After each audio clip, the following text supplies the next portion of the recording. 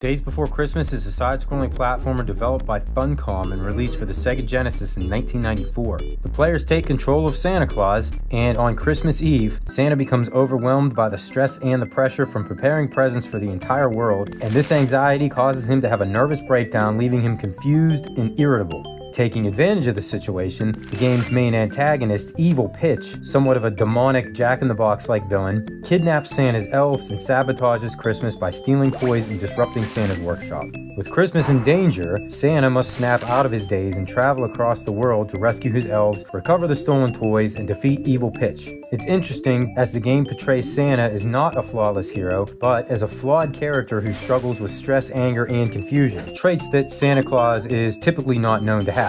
The game is your typical side-scrolling platformer. Players guide Santa through various themed levels, defeating enemies, collecting items, rescuing elves, and the game does feature two main emotional states for Santa Claus. One being Nice Santa, which is calm and cheerful, able to jump higher and throw toys as projectiles, and Bad Santa, who is angry, aggressive, uses physical attacks like headbutts, stomps, but with reduced jumping ability. Santa's mood changes based on what is happening in the game, like taking damage, waiting too long, or encountering certain enemies can make him angry, while collecting items like candy can calm him down. So managing his mood is a key gameplay mechanic. The game does feature a wide variety of Christmas-themed locations, including snowy towns and forests, Santa's workshop, toy factories, and the levels are often maze-like, requiring players to find keys, hidden passages, and elves before progressing. Some stages include mini-games or special mechanics such as underwater sections or vertical climbing areas. If Days Before Christmas doesn't sound familiar to you, it's because it was never released in North America.